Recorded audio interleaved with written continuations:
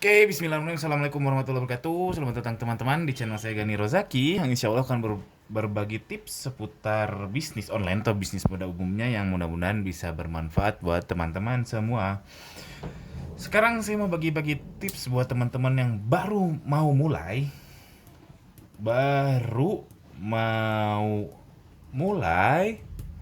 itu untuk, maaf saya zoom out, cukup sebentar.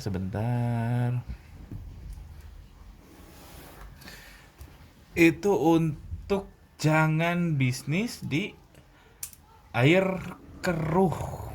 Nah, Anda tahu kan air keruh itu air yang botak alias air yang tidak jernih alias air yang berwarna keputih-putihan tapi masih transparan. Nah, maksudnya air keruh itu adalah jangan berbisnis di pasar jenuh. Tahu nggak sih pasar jenuh itu apa? Contoh pasar jenuh misalkan suatu pasar itu kan tentu ada supply and demand. Ada supplier, ada customer. Nah, supply dan demand ini dari waktu ke waktu dia tidak bertambah lebih besar dengan progresif ya. Artinya dari tahun ke tahun misalkan pertambahannya cuman ini pasarnya berubah cuma segini, supply-nya pun cuma berubah cuma segini, cuma cuma kecil sekali perubahannya atau cenderung tidak berubah sama sekali. Sedangkan pasar yang progresif, pasar tidak jenuh itu ya seperti ini misalkan di awal-awal dia seperti ini pasarnya, lalu tahun depan dia scalable seperti ini, lebih besar. Nah, biar kebayang pasar yang progresif ini contohnya ya YouTube. Makin kesini kan orang makin nonton YouTube ya, dan makin makin banyak sekali orang yang nonton YouTube, jadi pasarnya sangat berkembang atau pasar progresif. Sedangkan pasar jenuh contohnya adalah yang pertama saya mau nyontohin yaitu bisnis gas LPG.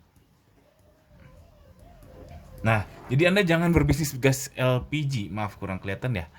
Anda jangan berbisnis gas LPG. Jujur saya juga pernah berupaya atau berpikir untuk berbisnis gas LPG.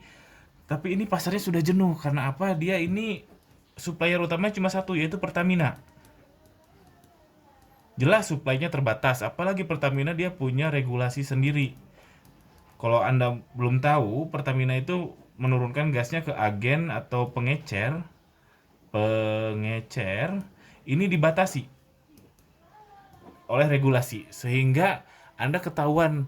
Misalkan contohnya suatu agen A hanya maksimal mendapatkan 100 tabung per hari, berarti kan udah ketahuan maksimal profit Anda itu cuma 100 dikali profit.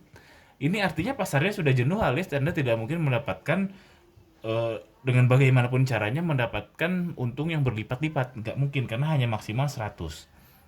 Jadi saran saya bisnis gas LPG ini tidak baik. Lalu yang kedua, contohnya untuk bisnis yang sudah jenuh adalah maaf nggak kelihatan ya. Yang kedua itu saya mau contohin apa ya? Bisnis aqua galon. Ya maaf sebut merek ya. Jadi bisa fit galon kayak atau apapun itu. Yang jelas ini bisnis air galon. Kenapa ini disebut yang sudah jenuh? Karena kompetitornya banyak sekali. Banyak kompetitor.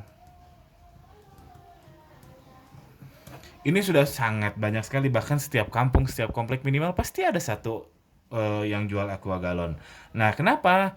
Karena orang berpikir bisnis aqua galon itu sangat mudah, tidak ada resiko, sehingga banyak orang mulai untuk bisnis itu, sehingga semakin banyaknya supplier, sedangkan demand-nya itu-itu aja kan. Yang beli cuma komplek itu aja, yang beli cuma kampung itu aja. Sehingga pasar ini, bisnis ini jenuh. Yaitu karena suppliernya tinggi, supply-nya terus naik, sedangkan pasarnya karena konsumennya stabil. Karena orang kan minum sehari paling segitu-gitu aja ya. Kecuali ya ada bencana alam dan lain sebagainya. Cuman dia stabil. Sedangkan supply-nya makin kesini makin banyak orang berpikir untuk berjualan aqua galon. Lalu yang ketiga, saya kasih batas biar enak dibaca. Yang ketiga adalah bisnis pulsa. Aduh, ini nggak tahu apakah Anda masih berpikir untuk bisnis pulsa di zaman now ini, karena pulsa kan udah banyak banget yang jual ya. Ini juga kurang lebih sama dengan yang Aqua Galon karena kompetitornya sudah banyak sekali. Dan yang lebih parah lagi, kita melawan Tokopedia. melawan Shopee, Gojek, lalu melawan bank dan lain sebagainya. Jadi jika Anda masih berpikir untuk bisnis pulsa saat ini, Anda harus bersedia melawan Tokopedia, Shopee, Gojek, dan bank dan lain sebagainya. Keuntungan Anda jika Anda menemukan supplier pulsa yang baik adalah hanya murah saja, tapi Anda melakukan itu manual, ketik SMS, ketik ini, dan itu lambat. Customer sekarang butuh cepat. Jadi paling perbedaan harganya antara Anda dan Tokopedia paling 1.000 sampai 2.000 rupiah saja, tapi ya customer butuhnya cepat. Jadi menurut saya jualan pulsa ini tidak scalable, tidak bisa scale up, tidak bisa scale up karena kompetitornya sudah jenuh, suppliernya sudah banyak sekali. Lalu yang keempat, ini aduh space-nya nggak cukup. Yang keempat adalah cuci motor. Nah, jujur saya mengalaminya sendiri. Saya pernah punya cuci motor dan itu merugi di tahun 2015 apa 16 ya, saya lupa. Yang jelas itu merugi sehingga saya tutup. Kenapa saya bilang jenuh? Karena biaya produksinya tinggi untuk cuci motor itu. Biaya produksi tinggi. Kalau Anda menindaklanjuti bisnis ini menjadi bisnis yang profesional, dalam artian kalau Anda ngontrak, kalau Anda punya karyawan, itu relatif jauh lebih tinggi daripada tempat cuci motor atau cuci mobil yang tempatnya sendiri, lalu karyawannya sendiri, dia mengerjakan sendiri. Jadi cost produksi mereka jauh lebih rendah daripada Anda yang ngontrak dan Anda yang menyewa karyawan.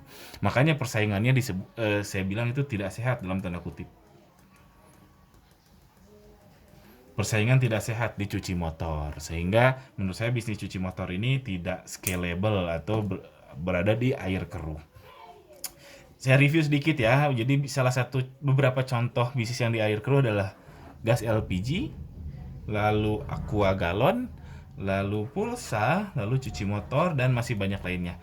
Kalau Anda perhatikan dari keempat ini ada persamaan, yaitu low risk alias resiko kecil. Dari keempat itu persamaannya adalah low risk alias resiko kecil. Nah, jadi saran saya sebenarnya, Anda boleh banget berbisnis di air keruh ini, cuman Anda jangan berharap bisnis Anda panjang.